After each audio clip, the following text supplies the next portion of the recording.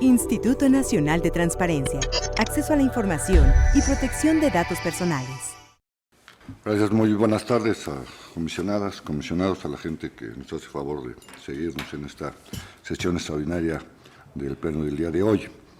Bueno, también no quiero ser repetitivo, pero traigo un texto, hay muchas coincidencias con lo que acaba de presentarnos la comisionada Licano.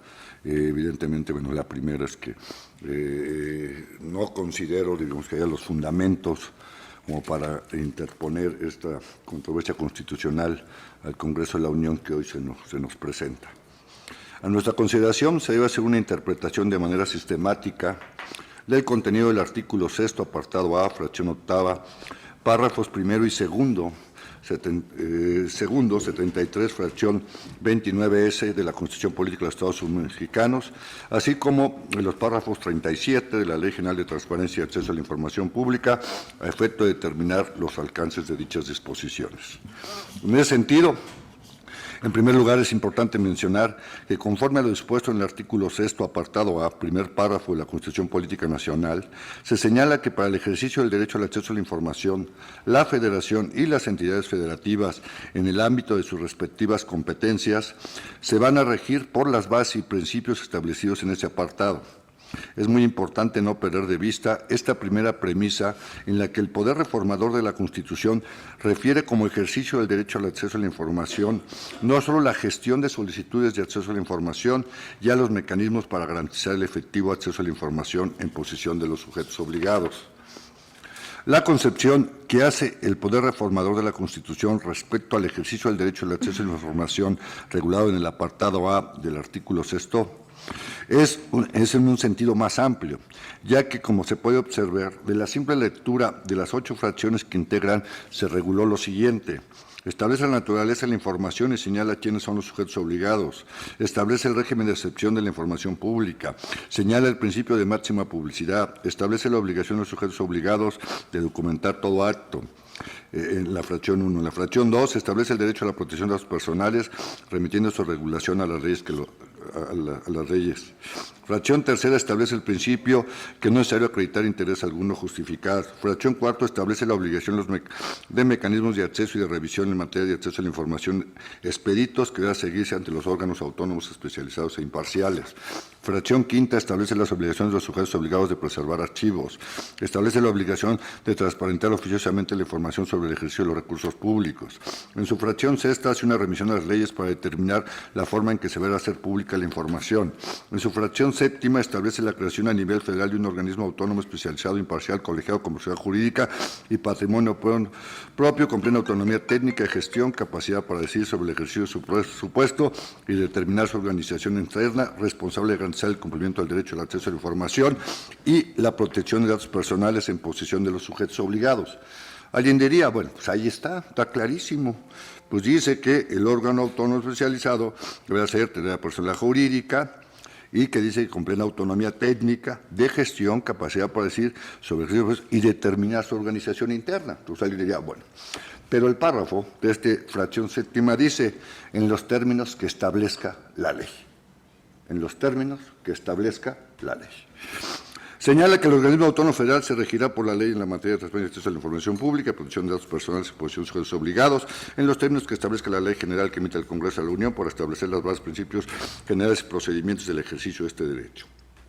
Señala como principios rectores la legalidad, independencia, imparcialidad y eficiencia. Establece el régimen de competencia del organismo garante federal, así como la excepción al mismo en el caso de asuntos jurisdiccionales que corresponde a la Suprema Corte. Establece la facultad del organismo para conocer una segunda instancia, establece la facultad del órgano garante para traer recursos, remite a la ley la regulación de régimen de excepción, establece el principio de definitividad, refiere cuál es el número de comisionados que integran el organismo garante, el procedimiento para su elección, la duración en el encargo, la prohibición para ejercer otro empleo o cargo de su nombramiento, excepto los no remunerados, instituciones docentes, señala la forma de la elección del comisionado presidente, establece la creación de un consejo consultivo y la forma de selección de los consejeros, porque entonces también el consejo pues estarían invadiendo nuestro auto. Establece la facultad del organismo garante para imponer medidas de apremio, establece la obligación de las autoridades servidores públicos de coadyuvar al organismo garante federal y establece la obligación del órgano garante garante de coordinarse con la Auditoría Superior de la Federación, con el de archivos, con el INEGI, bueno, no lo dice así, con el organismo encargado de regular el procesamiento y publicación de información estadística, así como los organismos garantes de entidades federativas, para fortalecer la rendición de cuentas del Estado mexicano. Como se puede observar de la lectura de las fracciones que integran el apartado A del artículo 6, el poder reformador, al referirse a bases y principios que rigen el derecho a la información, incluyó disposiciones que no solo se relacionan con el ejercicio del derecho al acceso a la información en estricto sentido, y esto lo digo porque gran parte de los argumentos de la controversia que hoy se nos presenta se dice que, bueno, finalmente la ley general solo establecerá los principios, bases y competencias y que no establece, digamos, sobre la estructura y que esto, digamos, está por arriba o por fuera, digamos, de lo que la ley general. Como estamos viendo, digamos, es mucho más allá. No solo hizo referencia a regular el procedimiento de acceso y los medios para garantizarlo, sino también estableció principios, obligaciones de sujetos obligados, de servidores públicos, creó el organismo autónomo constitucional en materia de acceso, reguló el procedimiento de selección de los comisionados, creó el consejo consultivo, estableció la prohibición de los comisionados a ejercer otros cargos y, entre otras disposiciones. En este orden de ideas, es de suma importancia señalar que conforme al primero y segundo párrafo de la fracción octava del artículo 6, el Poder Reformador de la Constitución determinó la creación a nivel federal de un organismo garante del derecho al acceso a la información, señalando efectivamente que este debería contar con las características de ser autónomo, especializado, imparcial, colegiado, con personalidad jurídica y patrimonio propio, con plena autonomía técnica de gestión, capacidad para decidir sobre su ejercicio de su presupuesto y determinar su organización interna. También dispuso que este organismo debe regirse por la ley en la materia en los términos que establezca la ley general que emita el Congreso de la Unión para establecer las bases, principios generales y procedimientos del ejercicio. Bueno, en el octavo del 6, como dice la Federación, contará con un organismo garante, y en su segundo párrafo, que ya lo mencionó la comunidad del ICANO, pues creo que es claro y contundente. El otro día hablábamos de lecturas textuales y no textuales, etcétera, pero, digamos, si la hacemos textual o la hacemos, digamos, relacionada, pues, digamos, llega a lo mismo, que dice: el organismo autónomo previsto en esta fracción se regirá por la ley en la materia de transferencia de la información pública y protección de datos personales en posición de sujetos obligados en los términos que establezca la ley general que emita el Congreso. Entonces, queda claro que, evidentemente, pues, el organismo autónomo estará en términos, digamos, se establecerá en términos de la ley general.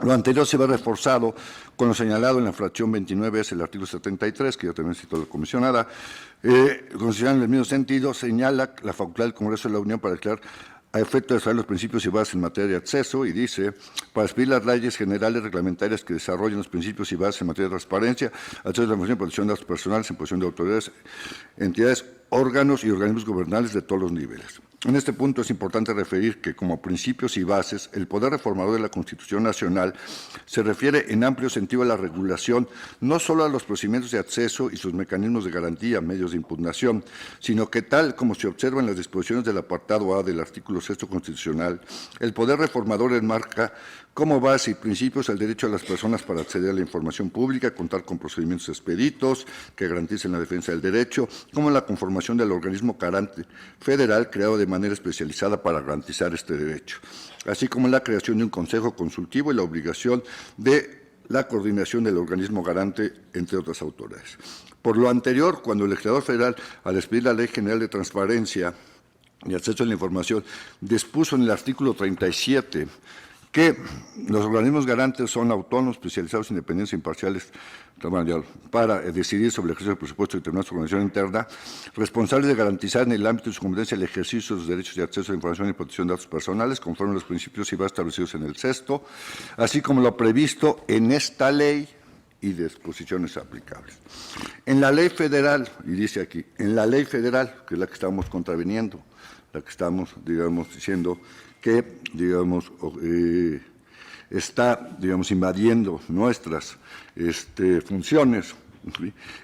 Y por eso lo de la controversia constitucional, dice: en la ley federal, esta, o sea, la que estamos contraviniendo, y en las de las entidades federativas, se determina lo relativo a la estructura, y yo quisiera que me preguntaran, me explicaran qué quiere decir entonces con estructura, pues quedan nomás los 7 comisionados.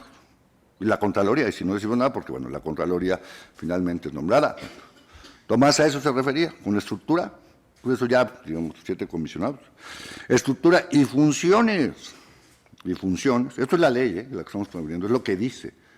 Y dice, finalmente, que esta autonomía, independencia, etcétera, dice en términos de lo que refiera la propia ley, ¿no? Estructura y funciones del organismo garante, así como la integración, duración del cargo, requisitos, procedimientos de selección, régimen de incompatibilidades, excusas, renuncias, licencias, suplencias de integrantes de dichos órganos, garantías de conformidad con lo señalado en el presente capítulo.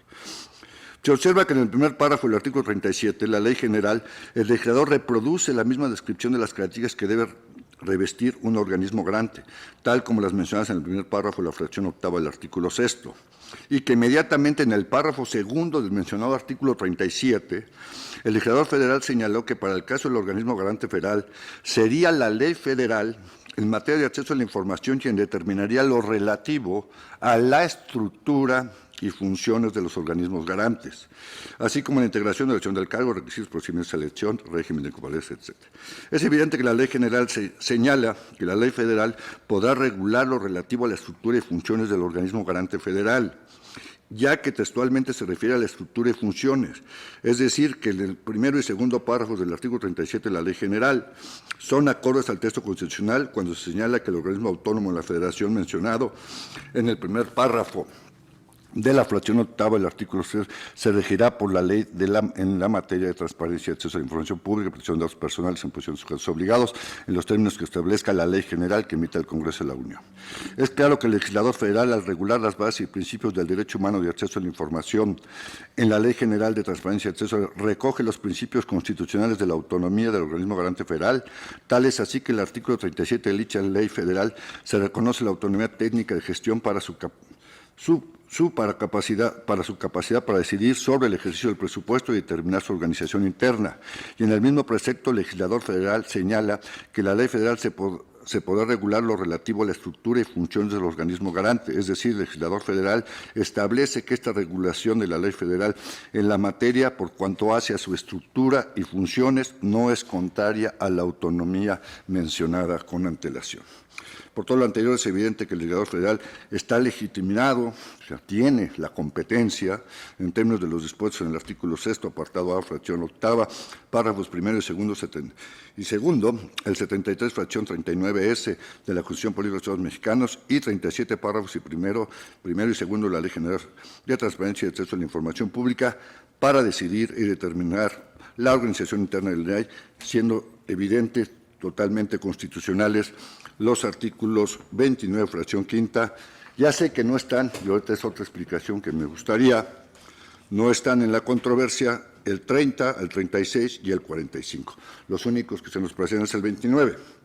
Pregunto, digamos, el artículo 31, que no se está conveniendo, dice: el Consejo Presidente tendrá las siguientes facultades y obligaciones: convocar las sesiones del Pleno y conducir las mismas con el auxilio del secretario técnico del Pleno. No lo estamos contraviniendo en ese sentido. Y también el artículo 35, que no estamos contraviniendo, o sea, no están en la controversia, son atribuciones del Pleno las siguientes: designar al secretario técnico del Pleno. Pero bueno, eso ya, estuvieron, ya no están. Bueno, otra cuestión que sí me gustaría mencionar, haciendo una revisión de las leyes estatales, ya de las aprobadas y avaladas por digamos, o que no fueron contravenidas, yo sé que una cosa es la acción, ¿sí?, y otra cosa es la controversia, y que la acción nos corresponde a nosotros y la controversia pues le corresponde al órgano o a la institución que considera se pueden afectar o se están metiendo dentro de sus competencias. Pero son más de 20 leyes que no observamos nosotros, nunca observamos, ni como acciones de que no lo son, pero ni como mejoras. Y si estamos en un sistema nacional de transparencia, donde a los órganos garantes de los estados nunca les informamos de la posibilidad de hacer una controversia constitucional, como la queremos hacer ahora, a nivel federal, estamos trabajando en un sistema, o como cuando menos, como esto se llamaba cuando hacíamos estas notas, o se hacen estas notas, ahí están presentes, todos las tenemos, pues cuáles eran posibles artículos inconstitucionales y cuáles eran aquellas áreas de mejora y una serie de cuestiones. Bueno, déjeme decirle, Aguascalientes tiene secretario ejecutivo y Contraloría Interna. Baja California, secretario ejecutivo en su ley. Baja California Sur, secretario ejecutivo. Campeche, secretaría ejecutiva. Chiapas, secretario general y Contralor Interno. Chihuahua, secretario ejecutivo. Ciudad de México, solo órgano interno de control. ¿Sí? Acá también lo hay. Coahuila, bueno, aquí está una dirección general, una secretaría técnica y organismos de vigilancia. ¿Sí? La Comisión de Administración, la Comisión de Asuntos Jurídicos, entre otras. Colima tiene un secretario de acuerdos del organismo garante que fungirá como secretario técnico. Guanajuato tiene Secretaría General de Acuerdos, Actuaría y Contraloría Interna. Guerrero tiene secretario ejecutivo. Son las leyes ya aprobadas, que aquí no observamos nada de este tipo de cuestiones. Jalisco tiene secretaría ejecutiva. Yo creo que es una buena lectura, porque sí, obviamente, pues la ley general les permite, como se dijo, poner estructura y funciones. Michoacán tiene secretaría general, Contraloría Interna, coordinación jurídica, coordinación administrativa, coordinación de investigación y capacitación. Nayarit tiene secretaría ejecutiva. Querétaro, bueno, secretario ejecutivo, una coordinación jurídica de 2 personas y archivos, una coordinación administrativa, una dirección consultiva y de lo contencioso, una dirección de protección de datos y una dirección de archivos. Bueno, acá sí se fueron con dirección de recursos financieros, dirección de recursos humanos, dirección de planeación, todo esto es Querétaro.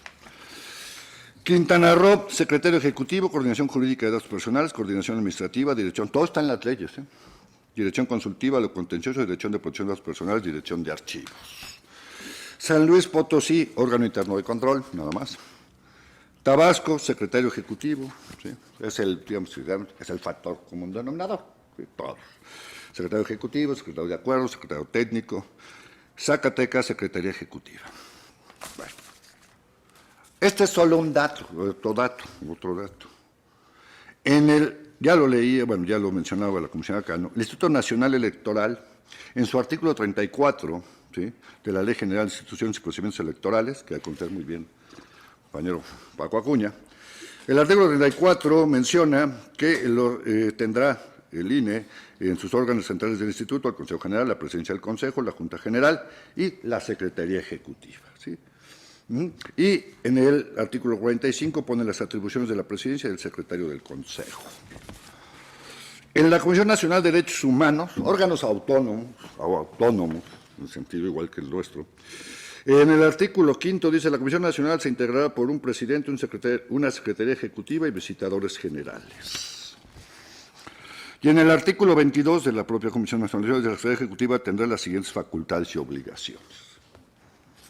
El Instituto Federal de Telecomunicaciones, que ya también refería la compañera, no, sí, el que refirió fue el de Telecomunicaciones, yo creo por de la controversia que copiaron textualmente, pusieron de aquí para allá, 5 comillas. El Instituto Federal de Telecomunicaciones, en su artículo 25, que el apartado se llama del Secretario Técnico del Pleno, fue muy similar, pues digamos, son instituciones que se crearon, digamos, en esta oleada, se puede decir, de reformas estructurales.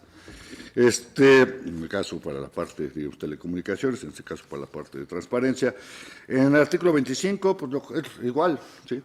A propuesta del comisionado presidente del Pleno nombrará a su secretario técnico, quien separaría, entre otras funciones, integrar el orden del día, las sesiones del Pleno, emitir las propuestas de decisión o resolución con información asociada. El secretario técnico del Pleno figurará como enlace para mejor proveer entre la comisión colaboradora, entre las unidades del Instituto y entre estas con los comisionados y comisionados del Pleno. ¿Sí? El secretario técnico del Pleno asistirá a las sesiones. Es una copia. Y tampoco, bueno, yo sé que, bueno, eso le tocaba al IFETEL, no nos tocaba a nosotros, evidentemente, pero nosotros hemos de tener la razón. Ni el Instituto Nacional Electoral, ni la Comisión Nacional de Derechos Humanos, ni el IFETEL, ni los órganos, más de 20 órganos, compañeros nuestros, homólogos, que traen sus leyes, nadie.